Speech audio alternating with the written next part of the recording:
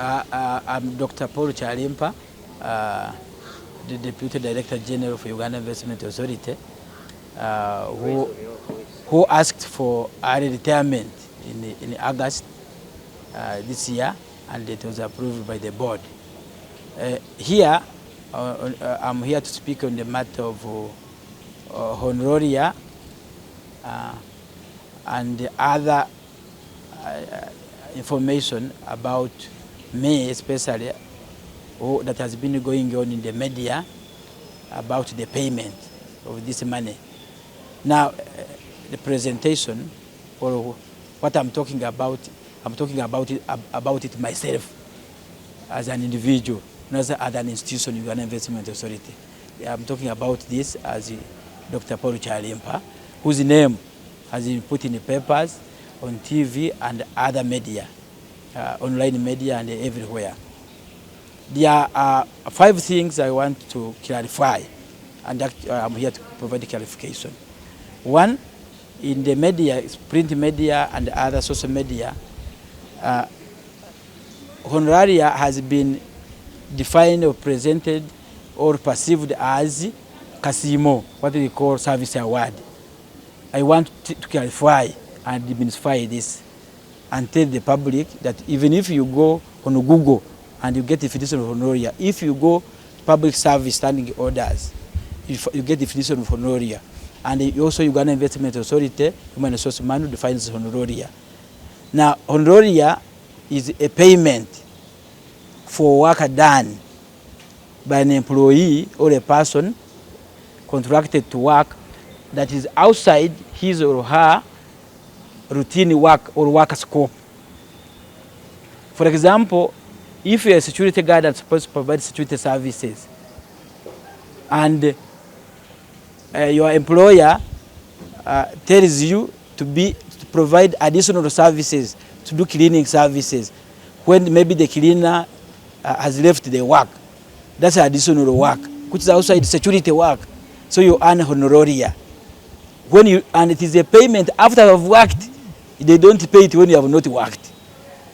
And it is a percentage, it's calculated as a percentage of the work the other person was doing. And it is about 60%. You earn about, they get 60% of the salary the other person was paid, or the payment, the amount, you multiply by the number of days you have worked.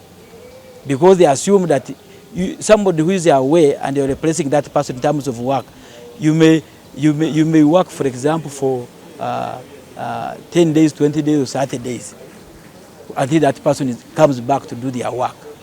But people are also confusing it with what you call additional work allowance, extra time or extra work allowance. If the work you do,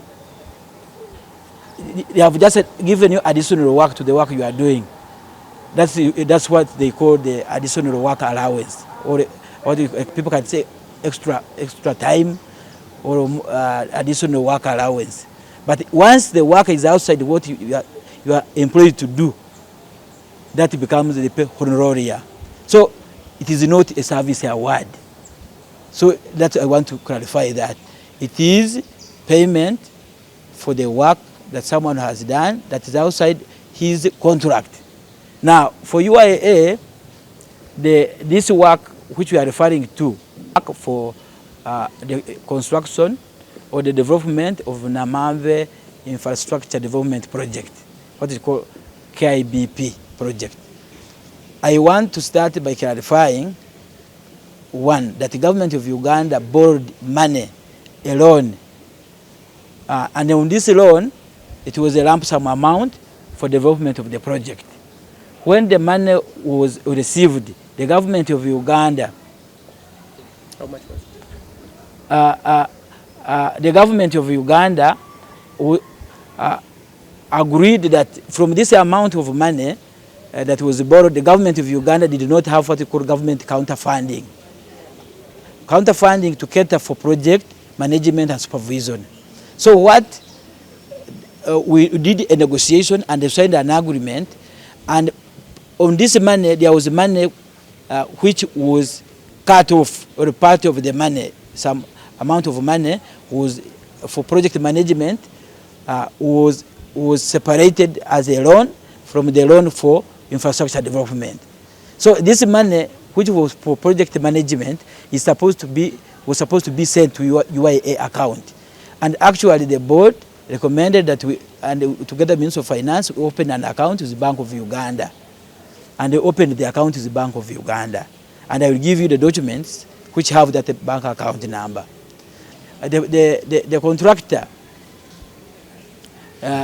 indicated that in the original agreement, it was agreed that all the monies, even the money for project management, would be paid by the contractor.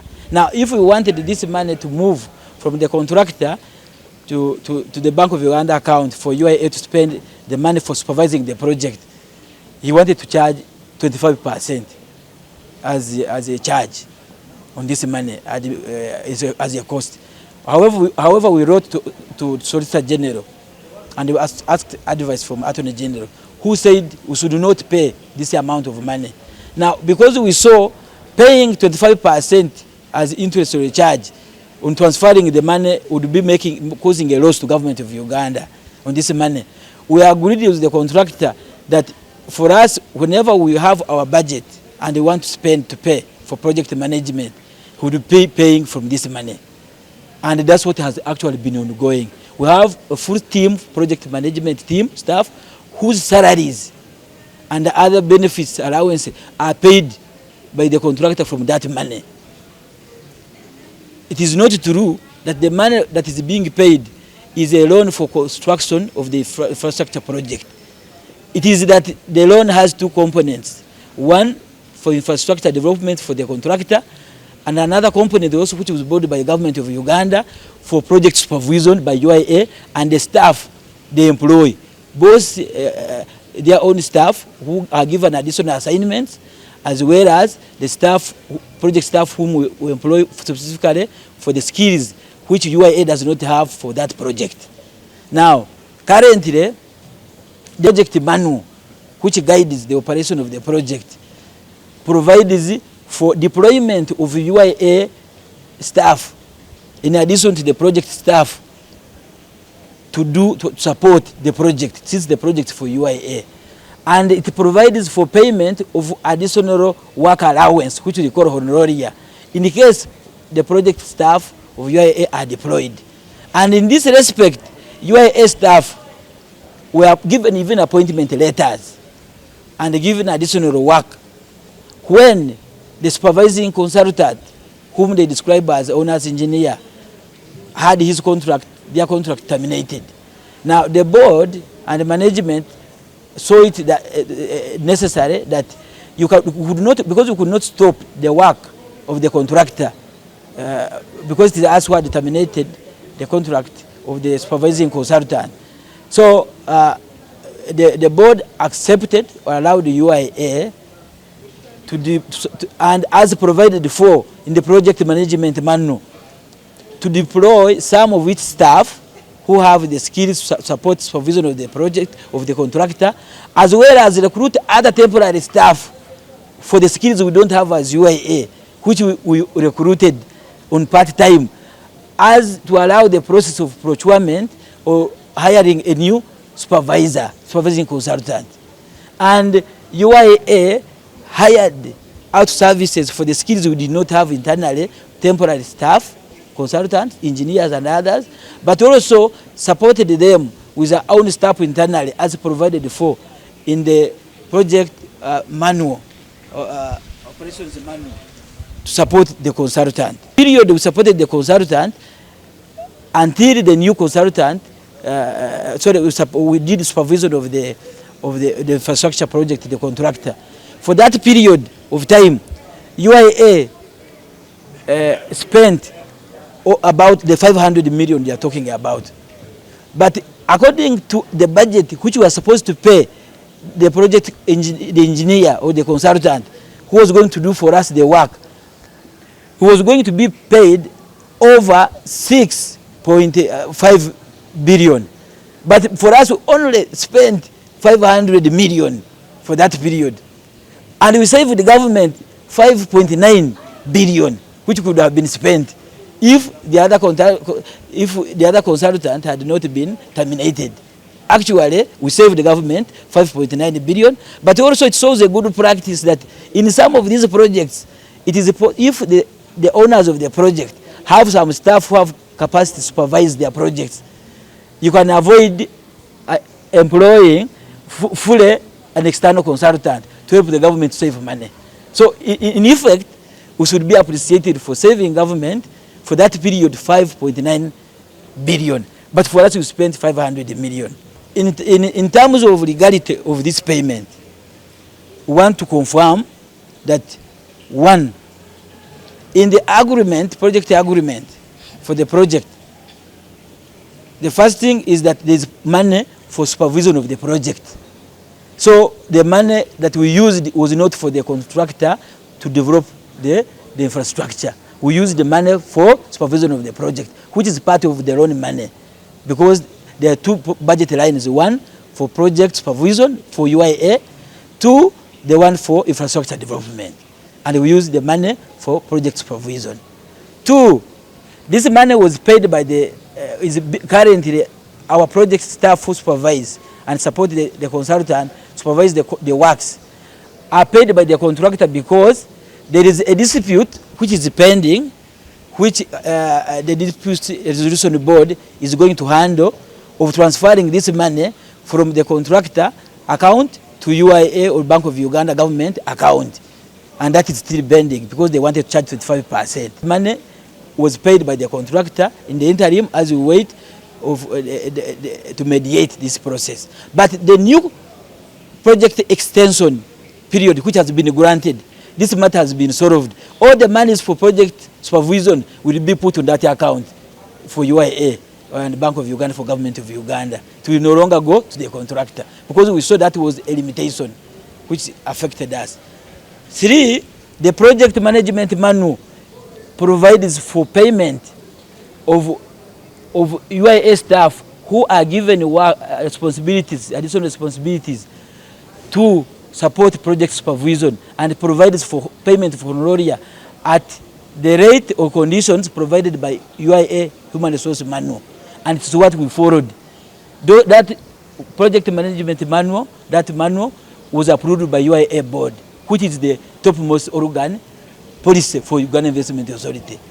The information which I had in the media that we had to seek approval from the minister, there is no way or anywhere in the documentation where the minister approves an operational payment of a salary or allowance. And that is not, the minister stops at appointing the board and providing political oversight. It is the board that approves the rest of the policy documents for implementation. Three, this proposal for payment of honoraria was presented to the board 3 times with their input. 2 times where they are providing input. The third time,